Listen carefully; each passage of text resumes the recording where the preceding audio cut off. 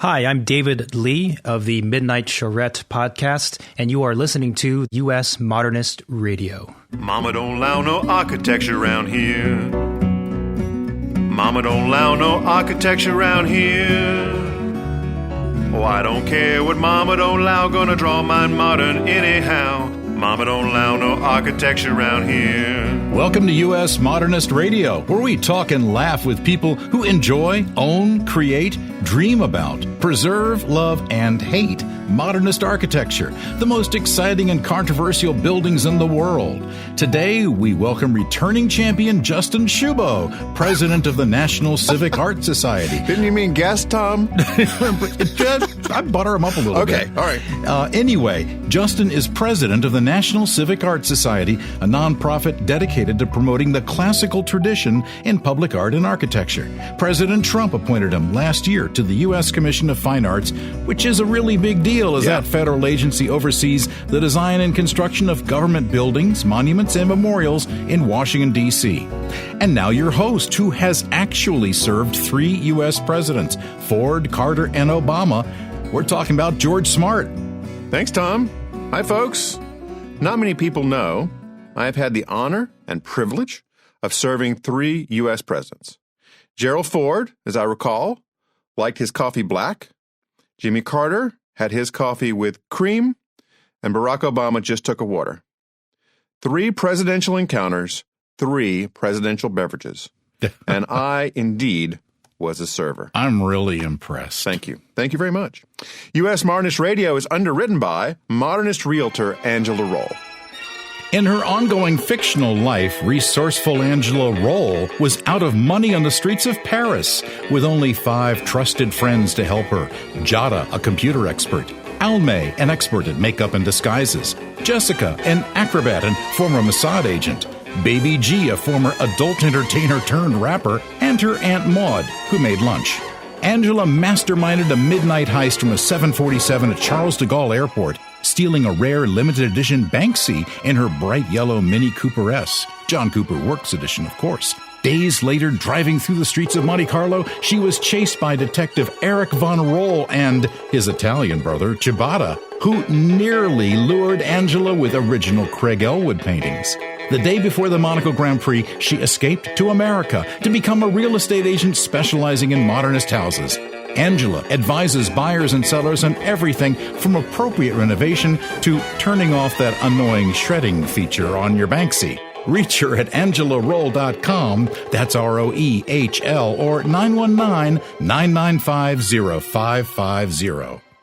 A graduate of Yale Law School, our pal, returning guest Justin Shubow is the author of The Gehry Towers over Eisenhower, a 150-page critique of the Eisenhower Memorial, a battle he sort of won, sort of lost against architect Frank Gehry, and it examines the memorial's controversial competition, design, and agency approval process.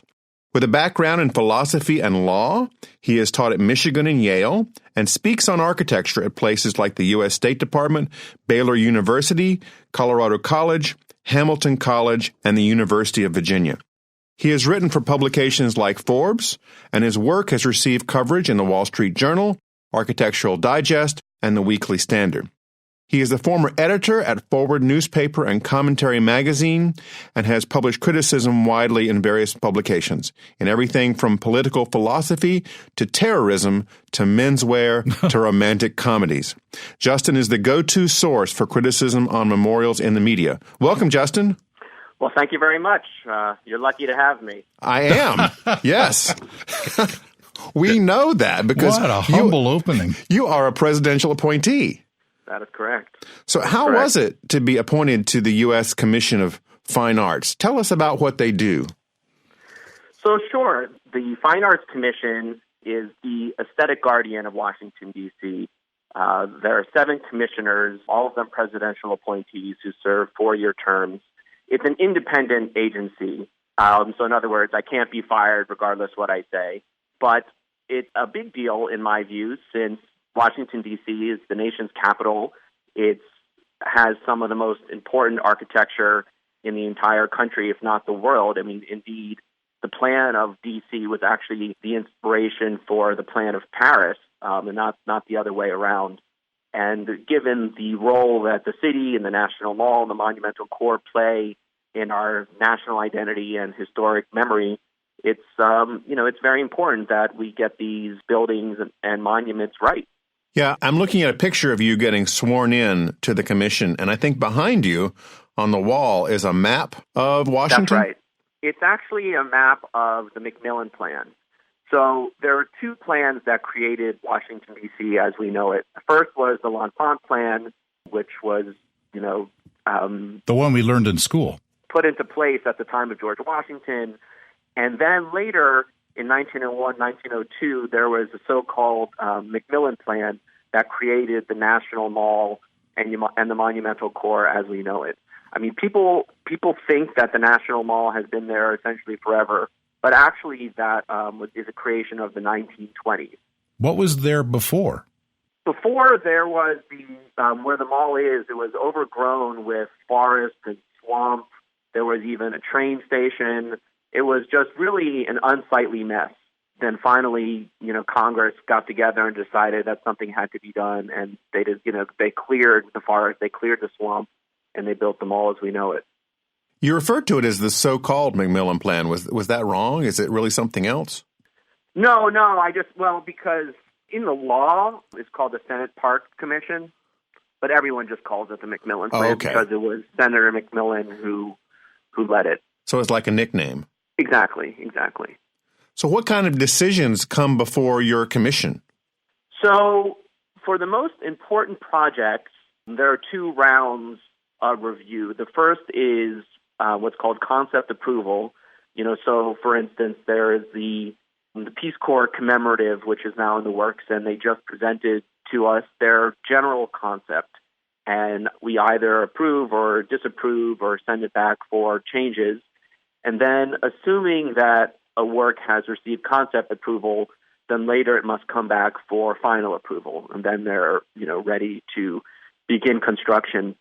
But for really important works like the Eisenhower Memorial, the project comes before the commission numerous times, not just for votes, but to get advice from the commissioners. And hopefully the commission makes, changes in a positive direction. Now, you've been working on the Eisenhower Memorial project for quite a while. Did you testify to this group before you became a commissioner? Oh, yes. I spoke in front of them a number of times, sometimes butting heads with them, other times getting them to say the right thing. I'd like to think that I had an influence there to point out, the serious flaws with the Eisenhower Memorial. But I can tell you that when I took my seat at the commission, a commissioner leaned over to me and said, "Oh, you've been here before. You know how this goes." So did you have to testify before your predecessor? Yes. Yeah, I spoke in front of this commission maybe 5 or 6 times. Sounds like you're not crazy about the memorial. The Eisenhower Memorial, not crazy about it is an understatement. And is it due to be finished soon? Yeah, so they broke ground in late 2017. It's going to be enormous, so I think it's going to take a long time to build. I haven't seen any estimates on when they're actually going to open the memorial. But if you look at the site right now, all that's been built are these 80-foot high so-called columns. Really, they're just cylinders that are 10 feet wide. They look like, the pillars for a highway overpass. So if you drove by the site, that's what, you would think is likely being built there. This doesn't sound very appealing to me or anybody. To you? Actually, I was driving through D.C. this weekend and saw quite a few highway overpasses. Maybe I saw the memorial under construction. I don't know. This project has been going on how long, Justin? The memorial itself was authorized by Congress in 1999, during the Clinton administration. And the commission that has been tasked with creating the memorial really just took forever. And then finally, in 2011, they released an actual design by this architect, Frank Gehry. And then we've heard of him, a huge controversy exploded, and the memorial then got held up by Congress for a number of years. I think for 3 years, Congress held up all funding And there was a time where people thought that the opponents of the memorial, who I would say were just about everyone, were about to win, that the memorial looked like it was dead. But then in 2017, the Eisenhower family, led by Susan Eisenhower, the president's granddaughter, they had been vehemently opposed to the design.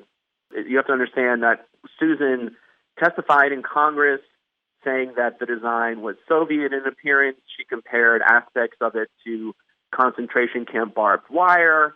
And yet, despite everything that she and the family said, in 2017, they caved and then came out in support of the design. Did anything change, Justin? I understand like they changed something minor, like the Kansas backdrop became the fields of Normandy or something. Yes, I mean, a couple things changed since the controversy began. I mean, the first thing was originally the sole statue of Eisenhower was going to portray him as a life-size 7-year-old boy, barefoot, seated on a plank, kind of like Tom Sawyer. And that was removed and has been replaced by a statue of Eisenhower as a so-called young man. Really, he's just like a teenager. And, you know, if you look at the quality of the art, to me, he looks like an orangutan with these extremely long arms. He's got a tiny head. It's kind of a joke of a work of art. But as for the rest of the memorial, it features a so-called steel tapestry that's 400 feet long by 80 feet high. I mean, it's so big that it's bigger than the Hollywood sign in Los Angeles. Like one of the letters, you mean, or the whole sign? No, the whole thing. That's a big thing. That's a huge thing. It's hard to imagine just how big this is. And the memorial itself is going to be 4 acres, and all this combined, it's going to cost $150 million. But that steel tapestry, which is sort of a woven wire mesh, which is going to have hundreds of millions of welds, and it's probably unlikely to last through the generations because of maintenance. But originally, it was going to depict the Kansas landscape. To my mind, you couldn't even tell it was Kansas. It might as well have been Kazakhstan. But they get confused a lot, yeah. Really. Like Georgia and Georgia, right? Yeah, you would have no idea what you're looking at. And now that landscape has been replaced by what is supposed to be the cliffs of Normandy, not at D-Day, by the way, but the cliffs today at peacetime. Okay. Now, if you look at it, really it's a bunch of squiggly lines that looks a lot like Frank Gehry's doodles. It's hard to make out what the heck you're looking at, whether it's a cliff or in France, or let alone that it's today as opposed to at the time of the war. But, you know, it's sad that basically what we're building here is another World War II memorial. I mean, the future of this presidential memorial is going to be about something Eisenhower did before he was president, when he was Supreme Allied Commander. It doesn't make any sense. And if you're listening to this and you're thinking, oh, man, Justin's all down on Frank Gehry. Yeah, I think he is. Well, no, you got to be fair here. You got to look at the images of this memorial over time. I mean, when I first heard Frank Gehry is designing this memorial, I was talking like, so cool. I mean, Frank Gehry is going to make this really modernist titanium twisty thing. That could be kind of interesting. But what it turned out is really not particularly pleasing to anybody, whether you're a modernist or a classicist, right, Justin? It's just not so good. Yeah, that's right. No, this was, say what you want about Gehry, and I actually think Gehry is very talented, but his works are hit or miss. I actually think he's more of a sculptor than an architect. But putting that aside, numerous people that like Gehry's work talked about what a turkey this design is. And even in Paul Goldberger's official biography of Gehry, and Goldberger's a friend of Gehry, he suggests that this is an example of a time where Babe Ruth strikes out. Yeah.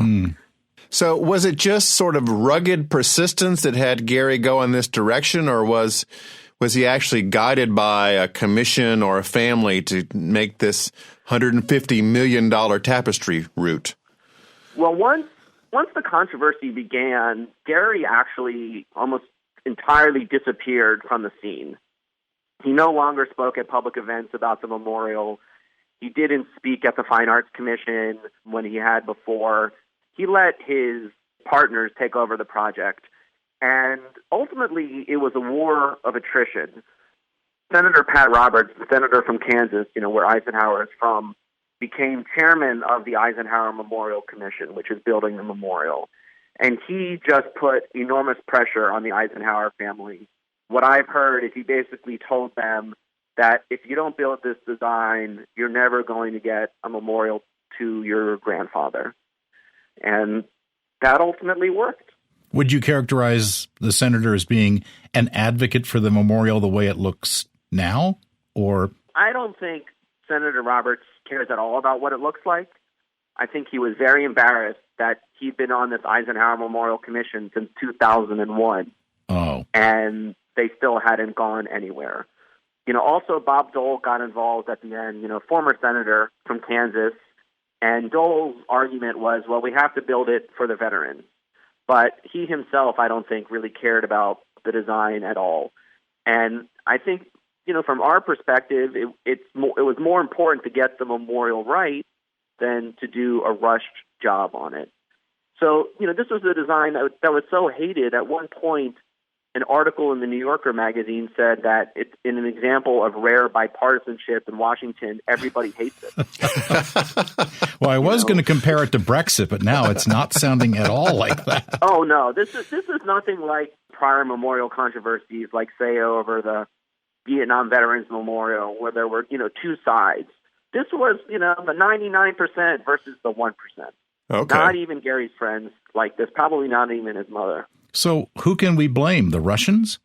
I don't know if there was any collusion, but and like as Susan Eisenhower said, these columns, these giant pillars, could be read as Soviet.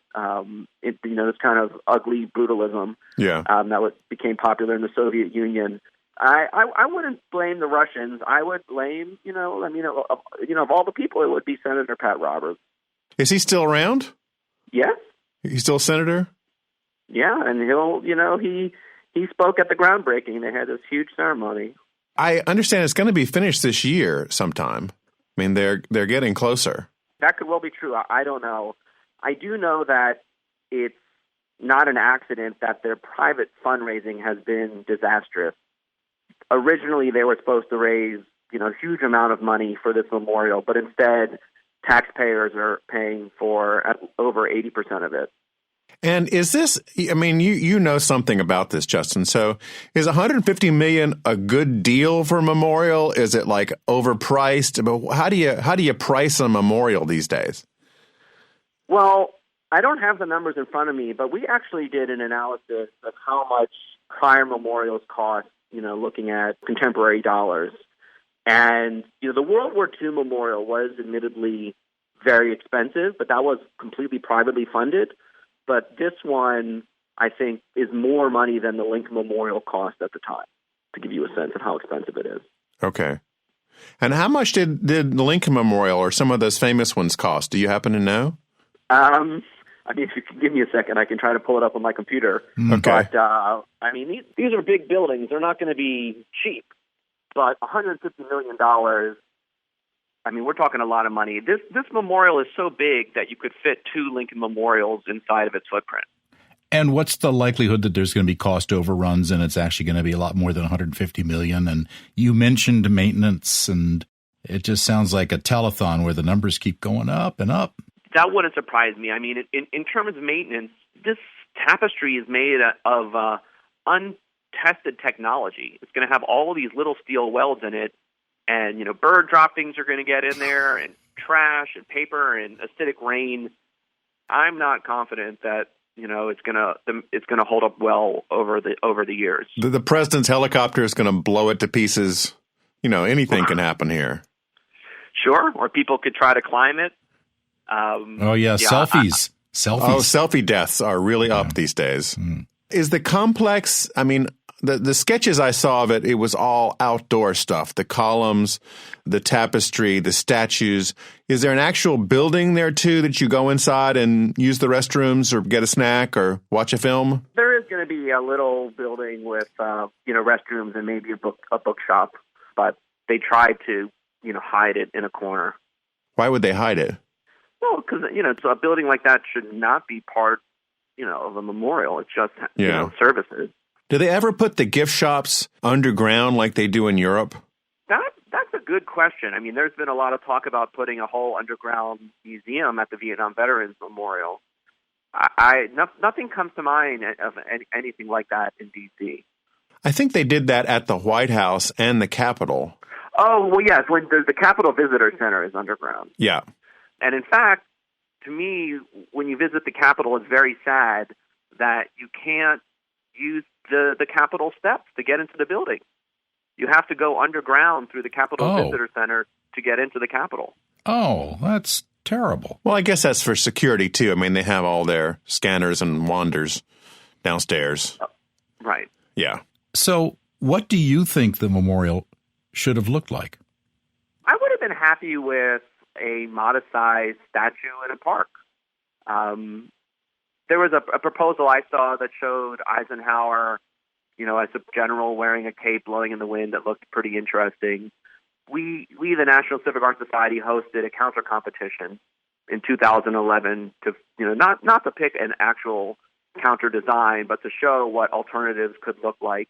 And, I didn't have any particular favorite, but definitely I would have been okay with something modest and not, this postmodernist monstrosity that we're getting. And did you get any cost estimates on these new submissions? Like, did you get one for like $3 million that came in? It's like, man, that's a deal. No, we didn't have cost estimates. I mean, look, to be honest, we ran this competition on a shoestring budget. Okay. And we weren't getting that kind of information. I did, by the way, pull up the cost of various memorials if you want those numbers. Yeah, sure. So the Washington Monument was $1.9 million. And that was in the 20s, right? That's 1885. Okay. Yeah. Was that $1885? Yeah, $1885. Okay. Yeah, and so I crunched the numbers in 2010 dollars, and that would be like $45 million. Okay. A bargain but, for the Washington Monument. It's very hard Monument. to make these comparisons. But the Lincoln Memorial was $3.6 million in 1922. Jefferson was $3.2 million, 1943. The FDR Memorial, which is enormous and, in my view, is what unfortunately started this trend of memorial sprawl. It's really an outdoor theme park. So that was completed in 1997 at a cost of $48 million. There's a memorial there that we also share a disdain for, Justin, and that's the World War II Memorial, which to me is like, I get the idea of honoring our veterans, but this thing looks like some kind of a granite factory exploded. I mean, it's just massive and doesn't quite make sense. So you're familiar with this one, right? It's a very sad memorial. It's built underground.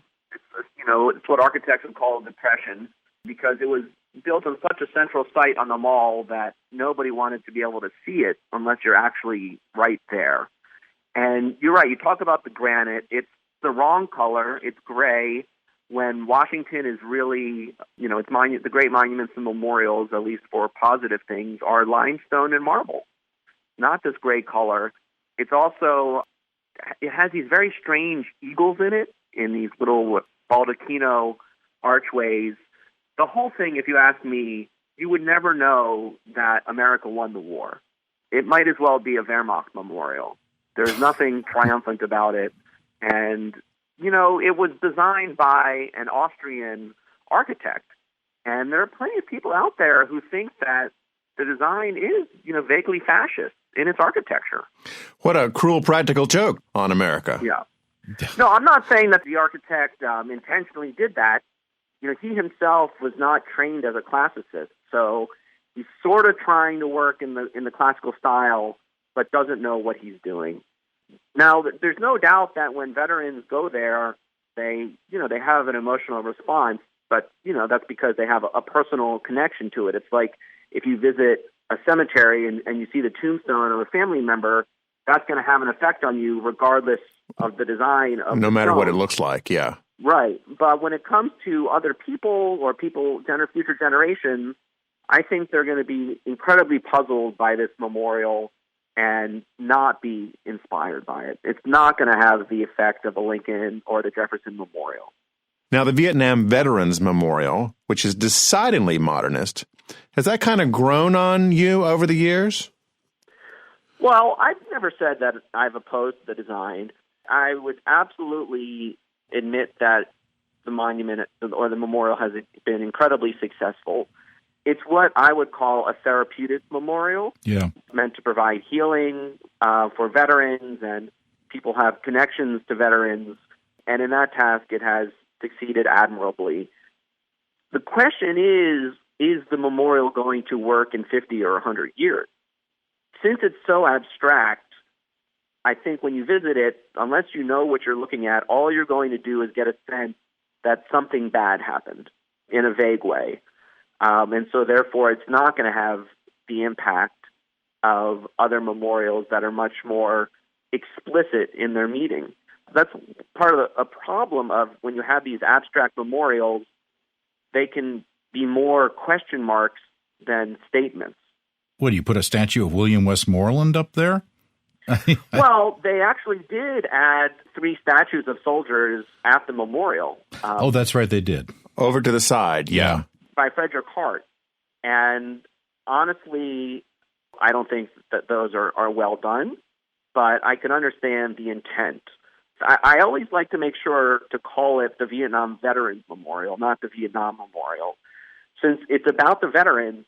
And say what you want about the war, the people who served were heroic.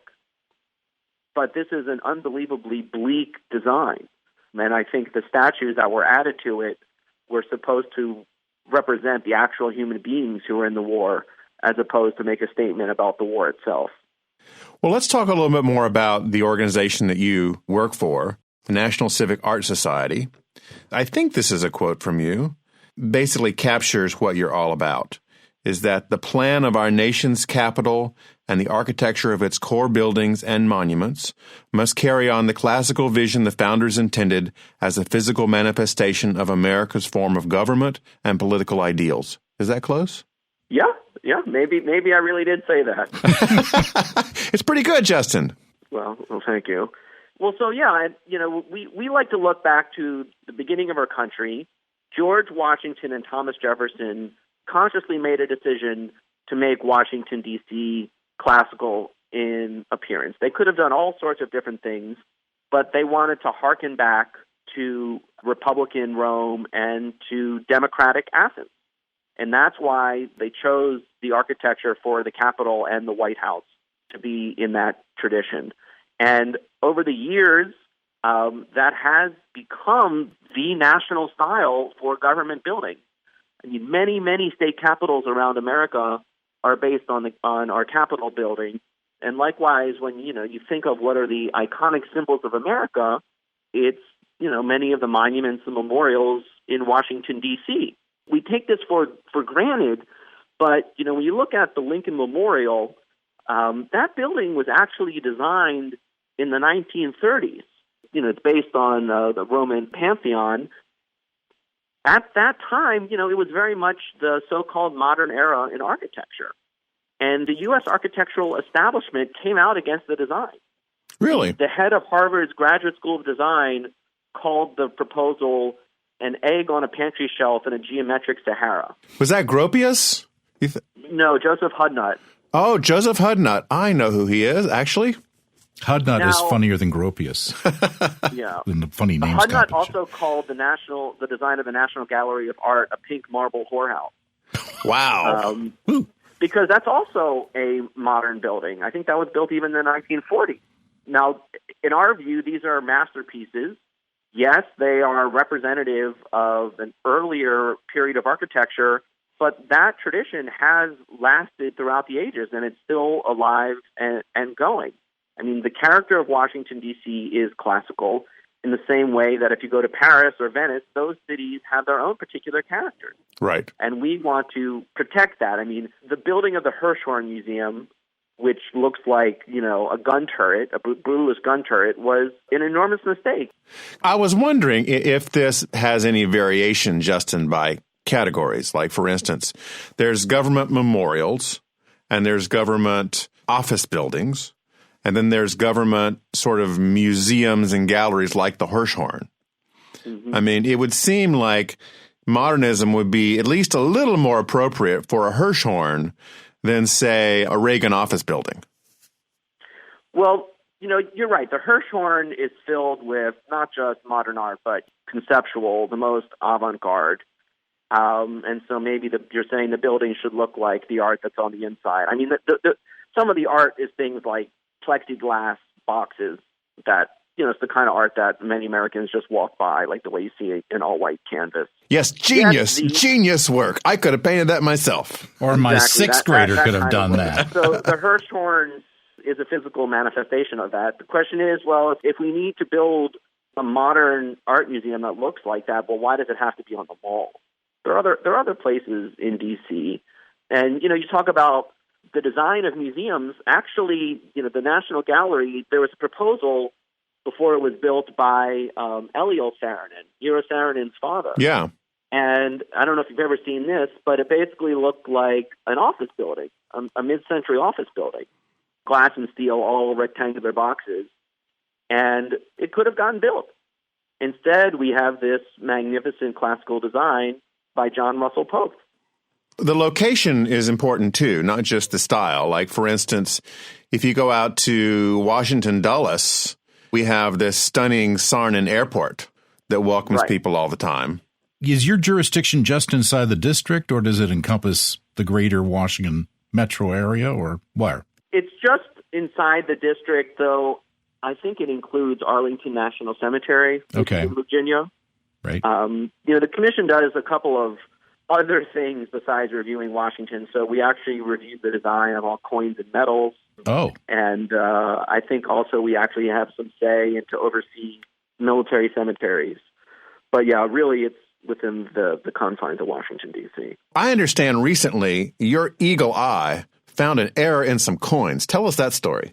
Well, I think actually what you're referring to is we had a vote on the newest solid platinum coin that's coming out of the mint. And the series we voted on showed the growth of an oak tree from, acorn into, a mighty oak, the full giant tree. And there was another series that we, didn't vote for. We favored the tree. And what ended up happening was the main website devoting to coins received the wrong information from the U.S. Mint about our vote. Oh. Now, one of the coins that we didn't approve, it was supposed to be in honor of freedom of speech, and it depicted three women, one of them meant to be Native American, and it was just a very strange image. Like, this woman kind of looked like a Pocahontas, and she was working one of those old-fashioned printing presses. And, it was just not the sort of thing that I thought belonged on, a serious coin. And we know that Pocahontas was, in fact, an Uber driver. Yeah. So yeah, exactly. That would not be correct. Yeah. Well, it seems like they could have picked a little bit better symbology to represent freedom of speech, right? Oh, yeah, there are all sorts of ways. I mean, showing a printing press is, maybe that does make sense, but, it's all about how you do it. And the U.S. Mint puts out not just our currency, but all variety of coinage. Right. So these are for collectors and investors, the coins we just reviewed. Do you guys approve stamps too? No. We're busy enough as is. How often do you have to meet? We meet once a month. Okay. Is it an all-day thing or just a couple hours? From my experience, the meetings last all day. Okay. There is a lot of stuff that gets built in Washington, D.C. There are monuments and memorials. We even sometimes review commercial buildings depending on where they are. So, yeah, definitely we're a busy agency. So what's the most controversial thing coming down the road for future of Washington? When it comes to these memorials, like almost all of them can be controversial. But the one that we just reviewed is, the first time anyone's seen the design for this. It's called the Peace Corps Commemorative. They're using commemorative as a noun and not as an adjective, which is very strange to me. I don't even understand what that means. It's going to be modest in scale. It's in a triangle not that far from Union Station near the National Mall. But the ground of the memorial is going to depict a map of the world without any borders, right, to show the symbolism of the Peace Corps. Right. And surrounding that map are going to be these benches, stone benches, that end with these giant hands. I mean, hands that are like 4 feet high that I guess are somehow supposed to represent handshaking or enveloping the world. It's sort of like this kumbaya gesture, maybe bordering on kitsch. But the thing that's really going to be controversial about the design, try to imagine there's like a triangle with this map in the middle. 2 sides of the triangle are going to have these steel poles that are rectangular in cross-section, maybe about 10 to 15 feet high, that at the top have a beam sticking out, kind of like a lamppost, and hanging from that are these so-called glass blades that are red and yellow. And the way these poles are placed, they bunch up so closely at one point that they look like the president's border wall. Oh, wow. It looks like steel slats in the ground. And, you know, as a commissioner, I'm not taking a position on the border wall, but if this design is supposed to represent a borderless world, and then you have the main aspect of it looking like a fence, I think people are not going to be happy about it. Are there any photos of this out yet on Google or? You can find nothing on the internet about this. Okay. Where would it be? It's hard. I wish I had a way to explain where it is. Just approximately. If you're thinking about where Union Station is, right, which is due north of the Capitol, right, looking at 7 o'clock from Union Station, and you go maybe 10 minutes is where it's going to be. It sounds like it's going to be in one of these little kind of natural traffic triangles that are all over Washington, D.C. Exactly. That's precisely where it's going to be. So it's on a much smaller plot than, say, the Eisenhower. Yes. There's going to be no comparison in size. Okay. I wanted to ask you, Justin, about a talk you gave this year with Catesby Lee. It was called Art from the Swamp, How Washington Bureaucrats Squander Millions on Awful Art. We've talked about buildings that you didn't like. What's some of the art that is awful? Well, you mean other than the monuments and memorials? Yes, other than them. Well, to pick one notorious example, a while back, in front of a federal building in New York, they installed an enormous sculpture by Richard Serra. It was literally a steel wall of, the kind of steel where it turns sort of like that rusty color. Yeah, he's famous for those. That's his thing, is making steel walls, I think. Yeah, and they put that in the middle of this plaza in front of the federal building, and people thought not only was it ugly, but then it completely blocked your ability to walk in the plaza. And who knows how much that sculpture also cost. So that was the big controversy, and ultimately it was removed. And many people were upset by that, but it was a very expensive project, and it wasn't liked by the public.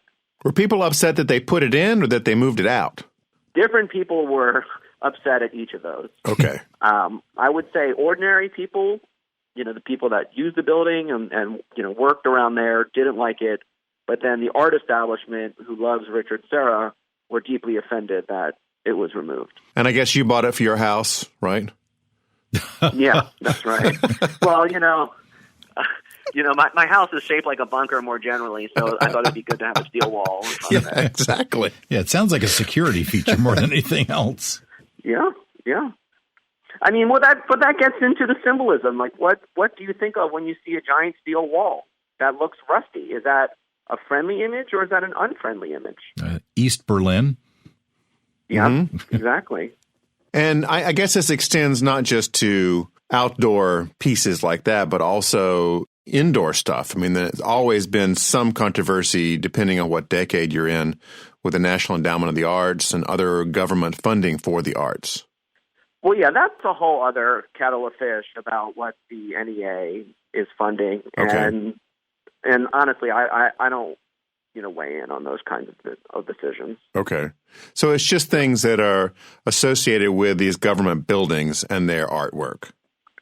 Right. We're interested in public art and architecture, not what's hanging in a museum. I mean, one reason that these works are so important is because they are forced on the public.